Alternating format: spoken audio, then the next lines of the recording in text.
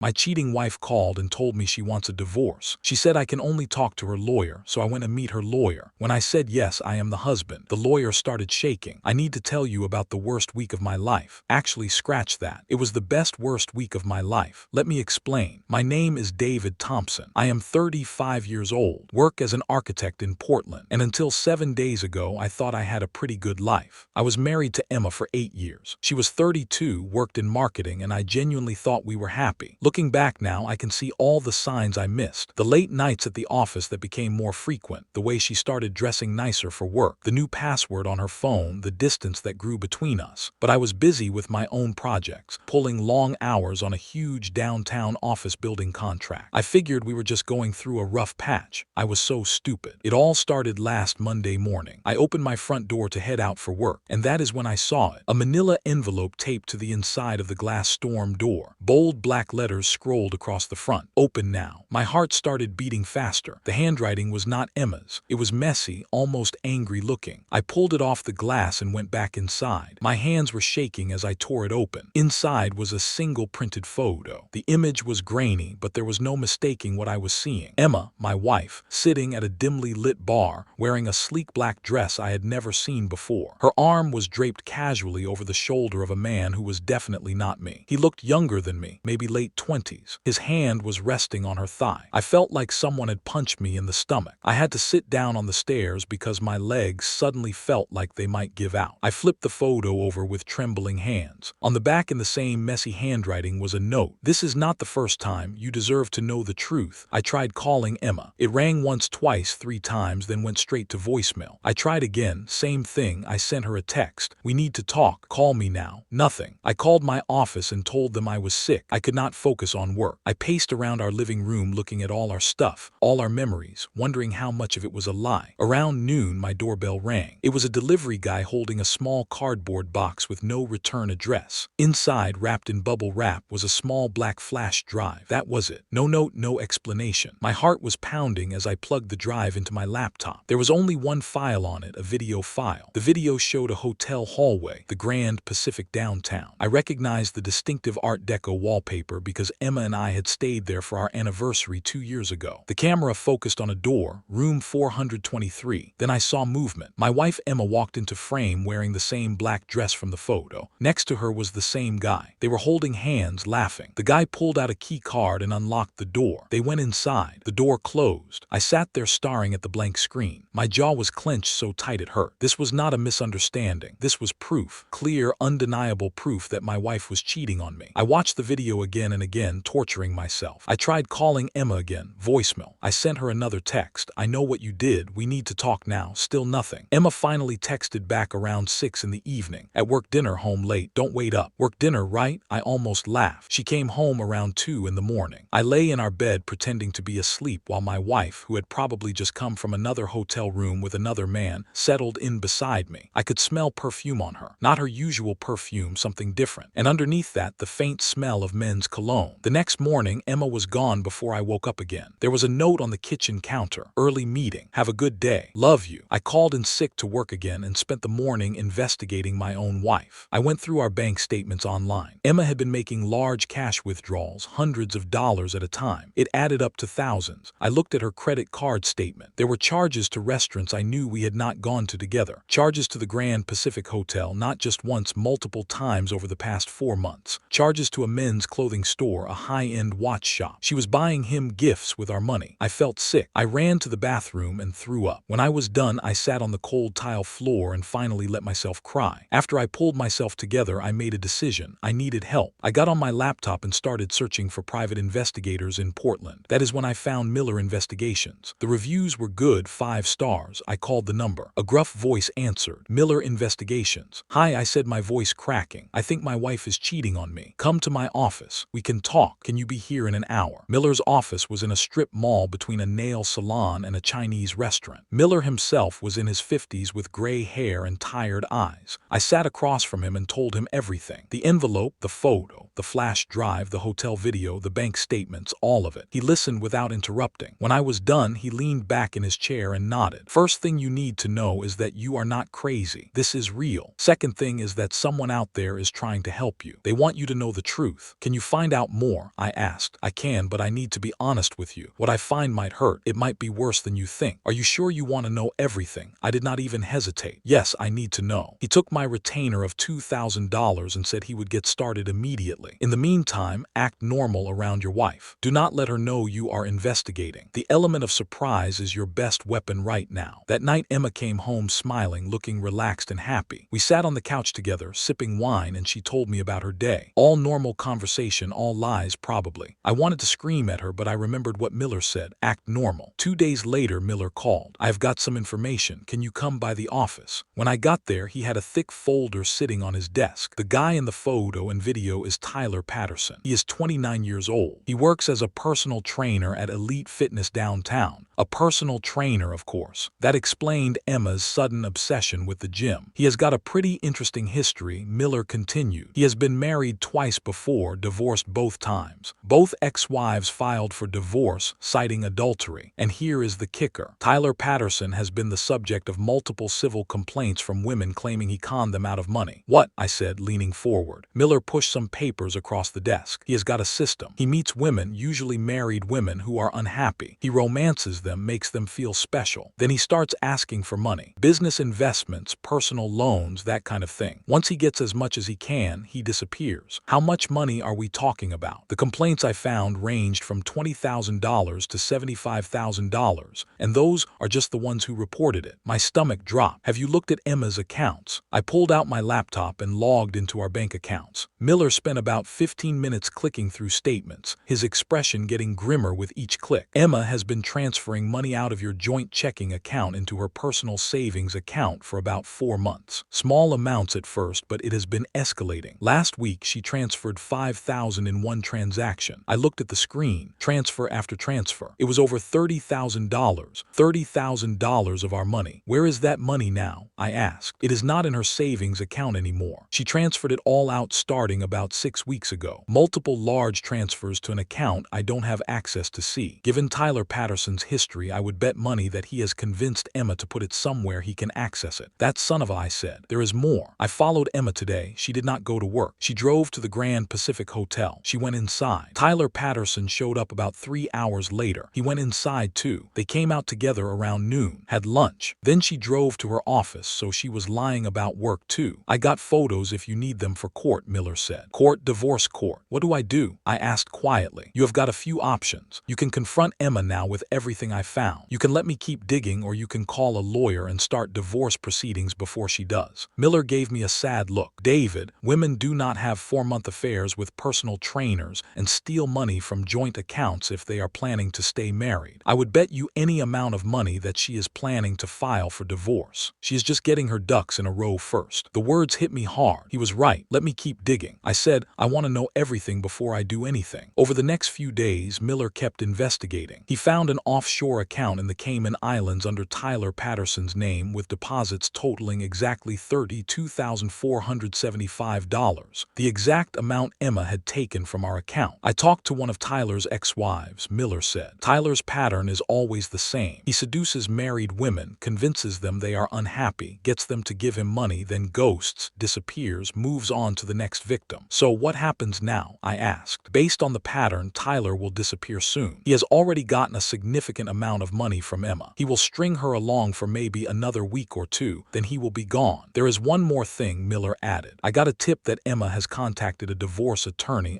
named Marcus Chen, high-end family law firm downtown. She met with him on Wednesday, so Emma was planning to file for divorce. She was just lining everything up first. You should lawyer up too, Miller said firmly. Don't wait for her to file. Get ahead of this. I can recommend someone good. He wrote down a name, Sarah Mitchell. Tell her I sent you. She is aggressive, she is smart, and she does not lose. I called Sarah Mitchell from my car and scheduled an appointment for Monday morning. That weekend was surreal. Emma acted completely normal. We had brunch on Saturday. We went to a movie Saturday night. On Sunday, we went grocery shopping together. The whole time I kept thinking about everything Miller had told me, about Tyler Patterson and his offshore account, about Emma meeting with a divorce attorney, about the lies upon upon lies upon lies. Monday morning, I met with Sarah Mitchell in her glass high-rise office downtown. She was in her late 30s, wearing a sharp navy blue suit with dark hair pulled back in a tight ponytail. She had the kind of confident presence that made you immediately trust her. I told her everything from the beginning. The envelope, the photo, the flash drive, Miller's investigation, the money, Tyler Patterson, Emma meeting with Marcus Chen, all of it. Sarah listened carefully, taking notes. When I was done, she sat back and tapped her pen against her chin. Here is what we are going to do. We are going to file for divorce first. We are going to cite adultery as grounds. We are going to subpoena all financial records showing the transfers. We are going to document everything about Tyler Patterson and his history of conning women. And we are going to make sure that your wife does not walk away from this marriage with anything she is not entitled to. When do we file? I asked. I will have everything ready by end of day today. We file tomorrow morning first thing. That evening I got another envelope on my doorstep. Same messy handwriting. One more thing you need to know. Inside was a print out of an email chain between Emma and Tyler. I started reading and my stomach turned. Emma, I am tired of lying to him. When can we be together for real? Tyler, soon babe. Just need to get a few more things in order. Emma, I have already given you so much money. You said it was for our future. Tyler, and it is. Just trust me. Hey, do you think you could move another 5,000 into that account? I found the perfect place for us to move to. Emma, 5,000 more. Tyler, I have already given you over 30,000. David is going to notice soon. Tyler, he hasn't noticed yet, has he? Just 5 more and then we are set. I promise, Emma. Okay, I will do it this week. Anything for us. She was planning to leave me. She was planning to run away with Tyler and she was giving him even more money. I immediately called Miller and Sarah and forwarded them the emails. Tuesday morning, I woke up to my phone ringing. It was Miller. Turn on the news, he said. Channel 7. I grabbed the TV remote and flipped to Channel 7. There was a breaking news report. Police are investigating a high-end fitness club in downtown Portland after several women came forward with allegations of fraud against a personal trainer employed there. Tyler Patterson, 29, allegedly convinced multiple clients to invest in fraudulent business opportunities. Patterson's whereabouts are currently unknown as he has not reported to work for the past 3 days. Tyler Patterson was officially under investigation and he had disappeared. He ran, Miller said, just like I predicted. He got wind that someone was investigating him and he bolted. If the money is in an offshore account, he probably already transferred it somewhere else. Emma's money is gone. I looked through the peephole and saw a man I did not recognize. He was tall, mid-40s, wearing an expensive gray suit and carrying a leather briefcase. I opened the door. Can I help you? Are you David Thompson? He asked. Yes. Who are you? My name is Marcus Chen. I am an attorney. I am representing your wife, Emma Thompson. She has requested that all communication go through me from this point forward. I have some documents for you to review. He opened his briefcase and pulled out a thick stack of papers. Divorce papers. Emma was filing for divorce. I took the papers, my hand surprisingly steady. Then something Miller had told me popped into my head, the perfect opportunity to make an impact. Tell me something, Marcus, I said, my voice low and controlled. Does Emma know what is in this? I held up the envelope with the emails between Emma and Tyler. For the first time, his composed mask cracked. His eyes flicked to the envelope, then back to me. There was a brief hesitation in his demeanor. What are you talking about? He asked, trying to sound indifferent, but there was an edge to his voice now. You are her lawyer, right? I assume she has been upfront with you about everything, or has she conveniently left out a few details? Marcus shifted his weight slightly. I do not know what you are referring to, Mr. Thompson. You might want to ask your client about her little hotel escapades with Tyler Patterson. I have got photos. I have got video. I have got bank statements showing her transferring over $30,000 to him. You did know about that, right? Or did Emma forget to mention that part? Marcus visibly stiffened. I have no knowledge of that, he stammered. I bet you don't. Why don't you go ahead and confirm it with Emma, but tell her this from me. She does not get to burn down my life and walk away like nothing happened. She does not get to steal from me, cheat on me, and then play the victim. Before he could respond, I slammed the door in his face. My pulse was racing, but I felt good, really good. For the first time since this nightmare began, I had taken control. I immediately called Sarah and told her what had just happened. Good, she said approvingly. Now bring me those papers. Then we are going to file our own petition. We are going to beat Emma to the punch. That afternoon, Sarah reviewed the divorce petition Marcus Chen had filed. Emma is asking for 50% of all marital assets and spousal support, but she has not mentioned anything about the money she transferred. That is a mistake on her part. Marcus definitely knows now. I said, good, let him panic. I will have our response ready by end of day today. We filed tomorrow morning first thing. Wednesday morning, Sarah filed our divorce petition. By Wednesday afternoon, Emma had been served served with our papers at her office. My phone started ringing around 4 in the afternoon. Emma, I did not answer. She called 5 more times. I ignored all of them. Finally, a text came through. We need to talk. Call me now. I did not respond. Around 6 that evening, Emma came home. She burst through the front door, her face flushed with anger. What the hell, David? She shouted, waving the divorce papers at me. You filed for divorce. You are accusing me of adultery and financial misconduct. I stayed calm, leaning against the kitchen counter. It is the truth, Emma. You have been having an affair with Tyler Patterson for 4 months. You have been stealing money from our joint account and giving it to him. Don't pretend you don't know exactly what I am talking about. Her face went pale. How did I know? Let us just say I am not as stupid as you thought I was. I know about the hotel rooms. I know about the money. I know about your plans to run away with him. I know everything, Emma. You don't understand, she said. Tyler and I, we were just what? Just having an affair, just stealing from me, just planning to leave me. Which part am I supposed to understand, Emma? I was unhappy, she shouted. I have been unhappy for years, David. So it is my fault. I am too busy working to support us. So that gives you the right to cheat and steal. We can fix this, David. We can go to counseling. We can work through this. I laughed bitterly. Work through this, Emma. You stole $30,000 from me and gave it to your boyfriend. You were planning to leave me and start a new life with him. And now that he has disappeared with all that money, now you want to work through it. Her face went white. What are you talking about? Tyler hasn't disappeared. I pulled out my phone and showed her the news article about Tyler being under investigation. I watched her face as she read. The color drained from her cheeks. Her hands started shaking. No, she whispered. No, this can't be right. Tyler wouldn't. He loves me. He conned you, Emma. Tyler Patterson is a professional con artist. He has done this to other women before. He seduced you, convinced you that you were in love, got you to give him money, and then he disappeared. You are just another victim to him. Emma sank down onto the couch, but he said, he promised. He lied just like you lied to me for months. So no, Emma, we are not going to work through this. We are done. She looked up at me, tears streaming down her face. David, please, I know I messed up, but I love you. Tyler was just, I don't know what he was, but it was not real. You and me, that is real. I shook my head. You don't get to do this. You don't get to destroy everything we had and then expect me to just forgive you because your affair partner turned out to be a con artist. You made your choice, Emma. Now you have to live with it. I went upstairs, grabbed a bag, and started packing some clothes. What are you doing? Emma asked from the doorway, her voice panicked. I am staying at a hotel. My lawyer says it is better if we don't live together while the divorce is pending. David, please don't leave. Please, we can fix this. I looked at her. Her makeup was smeared from crying. She looked broken, but I could not comfort her. She had broken us. Goodbye, Emma, I said quietly and walked past her down the stairs. Over the next few weeks, things moved quickly. Sarah filed all the necessary paperwork. We submitted all the evidence Miller had gathered. Bank statements showing the transfers, photos of Emma and Tyler, the emails discussing their plans, everything. Marcus Chen tried to argue that the money was loans, but Sarah tore that argument apart. The emails clearly showed Emma knew exactly what she was doing. The hearing was scheduled for the following Tuesday. Sarah coached me on what to expect. The most important thing is to stay calm and composed. Don't let your emotions take over. Let the evidence speak for itself. Tuesday morning came. I met Sarah at the courthouse. Emma was already there, sitting at the defendant's table next to Marcus Chen. She looked pale and exhausted, dark circles under her eyes. The judge called the session to order. Marcus Chen spoke first, trying to downplay Emma's actions as irreconcilable differences and painting Emma as a victim of Tyler's manipulation. But when it was Sarah's turn, she methodically destroyed that narrative. Your Honor, this is not a case of irreconcilable differences. This is a case of betrayal, financial misconduct, and deliberate deception. My client has provided substantial evidence proving that Mrs. Thompson engaged in an extramarital affair, misappropriated joint funds, and attempted to manipulate these proceedings to her advantage. She walked to the evidence table and held up the folder Miller had prepared. These bank statements show Mrs. Thompson transferring over $32,000 to Tyler Patterson over a 4-month period. These funds were taken from accounts jointly held by Mr. and Mrs. Thompson without my client's knowledge or consent. She pulled out the emails between Emma and Tyler. Furthermore, we have email communications between Mrs. Thompson and Tyler Patterson, where they explicitly discuss their plans to start a new life together. In these emails, Mr. Patterson repeatedly asks Mrs. Thompson for money, and she complies. This is not manipulation. This is active participation in financial misconduct. Sarah continued. Tyler Patterson has a documented history of defrauding women. He has been the subject of multiple civil complaints and is currently under criminal investigation. Mrs. Thompson knowingly engaged in an affair, knowingly transferred marital funds funds to her affair partner and knowingly planned to leave her husband. The judge read through the emails, his expression growing more stern with each page. Marcus Chen tried to recover, but Sarah shut him down. Tyler Patterson has disappeared. Your Honor, the money is gone, and even if it were recovered, that does not change the fact that Mrs. Thompson stole from her husband and violated the trust of their marriage. The judge turned to Emma. Mrs. Thompson, do you have anything to say in your defense? Emma stood up slowly, her hands shaking. Your Honor, I made terrible mistakes. I was unhappy in my marriage and I made the wrong choices. Tyler made me feel things I had not felt in years, and I let that cloud my judgment, but I never meant to hurt David. The judge did not look sympathetic. Mrs. Thompson, feeling unhappy in your marriage does not excuse theft or adultery. The evidence against you is substantial and clear. You engaged in an extramarital affair. You misappropriated marital funds and you plan to abandon your marriage. Those are not mistakes. Those are deliberate choices. The judge called for a recess and said he would issue his decision within a week. A week later, the judge's decision came down. He ruled in my favor on almost everything. I got the larger share of our marital assets. Emma was ordered to pay restitution for the money she had transferred to Tyler. The judge made it clear that Emma's actions had directly led to the breakdown of the marriage. It was a complete victory, legally speaking, but it did not feel like a victory. It just felt like the end of something that used to be good. I spent the next few weeks sorting through the wreckage of my marriage. I moved into a new apartment. I sold the house Emma and I had bought together. I threw myself into work. About a month after the final divorce decree, Miller called me. They found Tyler Patterson, Mexico. He was living in a resort town under a fake name. One of his other victims saw him and reported it. He is being extradited back to face fraud charges. What about the money? Most of it is gone. He spent it fast. There is only about $5,000 left. Emma's $32,000 is gone. A few weeks after that, I met with Sarah Mitchell one last time. We met at a quiet cafe. How are you doing, David? She asked. Better, I said honestly. It is weird starting over at 35, but I am figuring it out. She smiled. You handled it well. You got ahead of the situation. You gathered evidence. You fought for what was right. As we were leaving, Sarah said, David, I know this is probably not the right time, but if you ever want to grab coffee again, not as lawyer and client, but just as people, I would like that. I looked at her surprised. I would like that too, I said with a smile. About 6 weeks after the divorce was finalized, I got a call from Marcus Chen, Emma's lawyer. Mr. Thompson, I know you probably do not want to hear from me, but I need to meet with you. It is important. Against my better judgment, I agreed. We met at a coffee shop the next morning. Marcus Chen looked terrible. He had lost weight and there were dark circles under his eyes. I need to tell you something, he said. When Emma first came to me about filing for divorce, she never mentioned Tyler Patterson. She never mentioned the affair or the money. After you showed up at my office that day, I confronted Emma. She finally came clean. And when I saw all the proof you had, I knew we were going to lose, but Emma begged me to keep fighting. She promised me a big bonus. He paused. I should have dropped her as a client right then, but I didn't. I kept representing her, even though I knew she was lying because I needed the money. After we lost, Emma could not pay me. She is broke and now I am being investigated by the Bar Association for ethical violations. I might lose my license and you are telling me this. Why? I asked. Because I owe you an apology. What Emma did to you was wrong, but what I did was wrong too. I knew the truth and I still tried to help her get away with it. I am sorry, David. I sat there processing this. Okay, I accept your apology. Marcus looked surprised. Really? Really? Look, you made bad choices. Emma made bad choices, but holding on to anger about it is not going to help anyone. I am moving on with my life. Maybe you should do the same. After Marcus left, I sat there thinking about everything that had happened. All the lies and betrayals, all the pain and anger and eventual acceptance. I realized I never found out who sent me that first envelope, who tipped me off. Miller thought it was Tyler Patterson's ex-wife. She probably hacked into his email and got the photos and videos, then sent them to me anonymously because she didn't want me to be blindsided like she was. Whoever they were, they had changed my life. Without those envelopes, I would have been blindsided when Emma filed for divorce. They had given me the information I needed to fight back. I have been dating Sarah casually for a few months now. Nothing serious yet, but it is nice. My work is going well. I have reconnected with old friends. I have started running again. Life is good. Not perfect, but good. Going through all of that, as painful as it was, taught me something important. It taught me that I am stronger than I thought, that I can survive betrayal and come out the other side, that I don't have to accept being treated badly just because I love someone. So, if you are reading this and going through something similar, let me tell you what I learned. First, gather evidence. Don't confront them until you know exactly what you are dealing with. Second, get professional help. Hire a lawyer. Hire a private investigator if you need one. Third, don't let your emotions control control your actions. Stay calm, stay focused, make smart decisions. Fourth, remember that you are not responsible for other people's bad choices. Emma's affair was not my fault. Her stealing was not my fault. Her lies were not my fault. Those were her choices. And finally, know that you will survive this. It feels like the end of the world right now, but it is not. It is just the end of one chapter. There are more chapters ahead, better chapters. I would never want to go through what I went through again. It was one of the worst experiences of my life, but I am grateful for the lessons it taught me, and I am grateful for the new life I am building. So yeah, that is my story. My wife cheated on me with a con artist, stole $30,000 of our money to give to him, planned to leave me, got played by him, and then tried to play the victim, but I fought back. I gathered evidence. I hired good people to help me, and I won. But more importantly, I survived, and I am happy now. And that, my friends, is the best revenge of all.